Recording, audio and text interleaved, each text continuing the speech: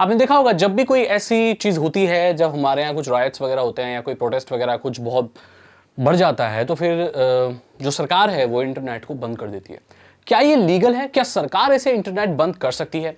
ये कैसे किया जाता है? ये क्यों किया जाता है? ये किस कानून के तहत किया जाता है? इसका परिणाम क्या होता है? इन सब चीज़ों के बारे में आज मैं बात करने वाला हूँ। तो भाई देखो, अभी आपको पता है कि बहुत जगहों पे धारा लगी हुई है ना, अलग अलग धाराएं लगी हुई हैं, लोगों का जमा होना वो है, अब लोग प्रोटेस्ट कर रहे हैं, तो वहाँ पर जो इंटरनेट है लोग बंद कर रहे हैं। तो भाई ये इसलिए होता है कि वो फ्लो ऑफ इंफॉर्मेशन को कंट्रोल कर सके सरकार।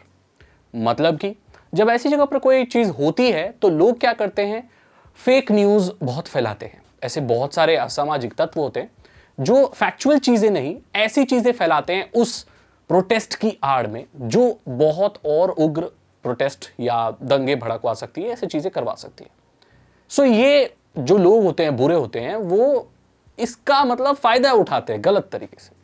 सरकार ये नहीं चाहती। सरकार ये नहीं चाहती कि भाई ठीक है, वैसे ही अशांति का माहौल है, लोग और उल्टी सीधे शेयर ना करें चीज़ें, तो उस एरिया में इंटरनेट को बंद कर देती है। मतलब हम यही जानते हैं नॉर्मल तौर पर। ये बंद कैसे करती है कि सरकार के पास कोई स्विच होता है जो वो दबा देती है और फिर सारे एरिया का इंटरनेट खत्म, जिसे किल स्विच कहा जाता है, ब्लैकआउट कहा जाता है, या चीज़ें कहा जाता है। अमेरिका वगैरह जिस जगहों पे इसको ब्लैकआउट, किल स्विच ऐसे कहा जाता है। मैं आपको बता दूं कि भारत में ऐसा कोई भी स्विच नहीं है। ऐसा कुछ नहीं है कि भाई सरकार दबा दी। तो सरकार करती क्या है? सरकार आदेश देती है।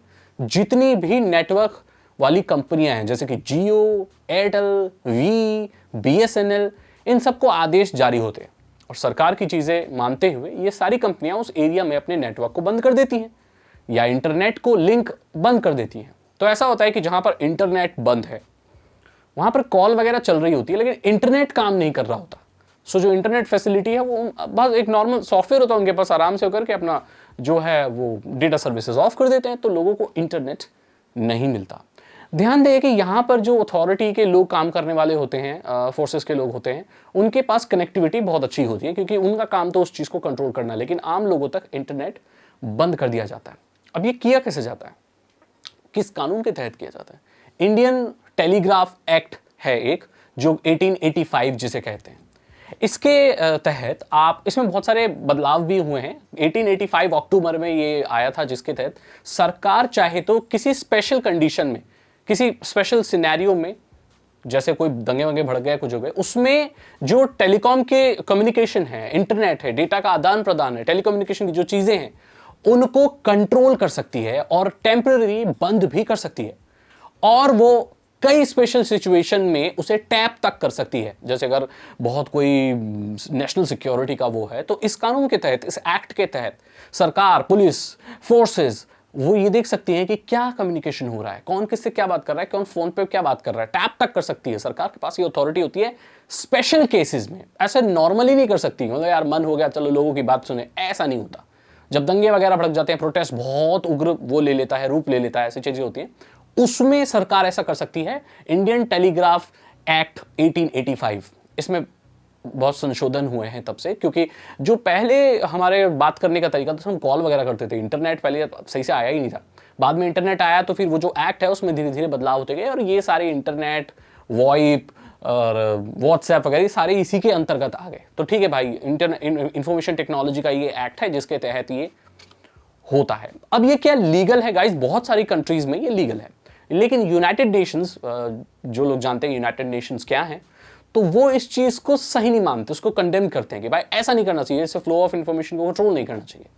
लेकिन भाई ये आंतरिक मामला है देशों का, और देश अपना उसको कंट्रोल करने के लिए ऐसा करते हैं ताकि वो ना हो। अब क्या होता है कि अब फिजिकल एक्सेस भी सरकार के पास होता है सर्वर्स का, ऑब्वियसली होगा ही ना। सरकार चाहे तो भाई जा सकती है कंपनियों के ऑफिसेज में, डेटा सेंटर्स वगैरह में जा सकती है। सो वो ये भी कर सकती है कि लोग वीपीएन तक इस्तेमाल ना कर पाए। अभी आपको पता होगा वीपीएन की एक नई गाइडलाइन आई है, जिसमें जो वीपीएन कंपनीज है उनको सारे लॉग्स वगैरह रखने पड़ेंगे कुछ सालों तक, ताकि सरकार देख सके कि वीपीएन का इस्तेमाल कर लोग क्या क्या कर रहे थे, क्या नहीं कर रहे थे। अब वो हर किसी का तो चेक नहीं करेगी, सरकार के पास इतना टाइम भी नहीं है और कोई उनको फर्क भी नहीं पड़ता कि आपके घर का छोटा भाई वीपीएन से कौन सा गेम खेल रहा है, सरकार को इससे कोई मतलब नहीं है। वो इसीलिए है कि भाई उससे कोई बहुत बड़ी कोई कांड या बहुत बड़ी किसी चीज़ को अंजाम तो नहीं है दिया जा रहा जिसका सीधा संबंध नेशनल सिक्योरिटी से हो सकता है। तो सरकार इस चीज़ को देखते हुए ताकि वीपीएन टेक्नोलॉजी को कोई गलत तरीके से इस्तेमाल ना करे, ऐसा कर रही थी। लेकिन ये जो वीपीएन कंपनी आई अड़ गई भाई, बोली नहीं भाई हम नहीं कर सकते आपकी कंट्री में काम, और वो चली गई। तो सरकार ने अब सरकारी एम्प्लॉय को भी कह दिया भाई ऐसी वीपीएन को आप मत इस्तेमाल करो जो सरकार से भी अपने आप को बड़ा समझती है और भाई अपने ही नियम चला रही है। इस चीज़ की बहुत आलोचना भी कर रहे हैं लोग कि तो इंटरनेट को फ्री नहीं रख रहे हैं, ये सब हो रहा है और यहाँ सेंसर्ड कर रहे हैं, वो सारी चीज़ें कर रहे हैं। अलग अलग मत रखने वाले लोग होते हैं, अलग अलग उनकी सोच है। ये सारी चीज़ें हो रही हैं। और आपको पता है कि इस तरह की रेस्ट्रिक्शन कश्मीर में भी देखने को मिली थी जहां पर वीपीएन भी नहीं चल रहा था।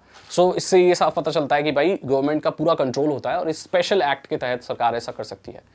सो ऐसे में आपको क्या करना चाहिए, एक नॉर्मल इंसान ऐसे में क्या करे भाई, काम ना करो कि जब सब कुछ शांत हो जाए, सब कुछ अच्छा हो जाए ताकि इंटरनेट फिर से बहाल हो जाए। इंटरनेट कटने से ना बहुत नुकसान होता है, बच्चों की पढ़ाई का, लोगों के कम्युनिकेशन का, बहुत सारे उसका बहुत नुकसान होता है। लेकिन कोई रास्ता नहीं बचता जब लोग ऐसे फेक न्यूज़ वगैरह फैलाते हैं इंटरनेट का इस्तेमाल करके।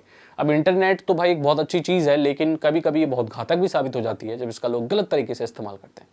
तो यहाँ पर मैंने आपको बता दिया कि सरकार के पास कौन सा स्विच होता है, ये चीज़ें कैसे काम करती हैं, कैसे इंटरनेट को बंद किया जाता है।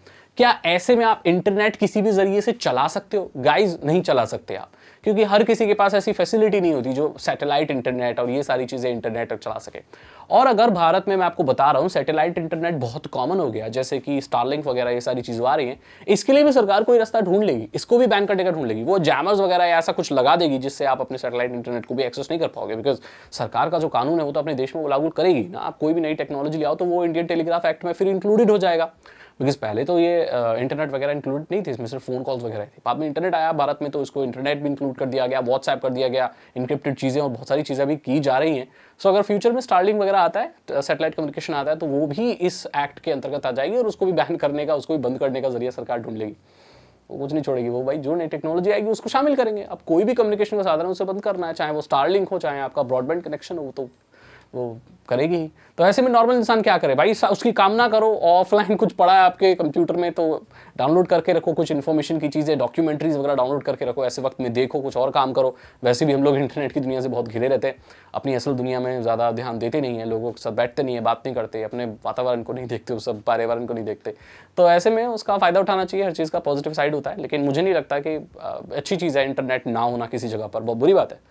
और ज़्यादा वक्त के लिए तो इंटरनेट कटना भी नहीं चाहिए, वो भी आज के वक्त में। तो यही वीडियो थी, मैंने यहाँ पर बात की इंटरनेट शटडाउन की। और भारत में 2018 के बाद से, इनफैक्ट उससे थोड़ा पहले से ही इंटरनेट शटडाउन का कैपिटल बनता जा रहा है भारत। मतलब बहुत ज़्यादा इंटरनेट शटडाउन हो रहे हैं अलग अलग एरिया में, क्योंकि थोड़ी सी अशांति है और ये सारी चीज़ें हो रही हैं। तो सरकार सबसे पहली चीज़ जो करती है वो इंटरनेट काटती है।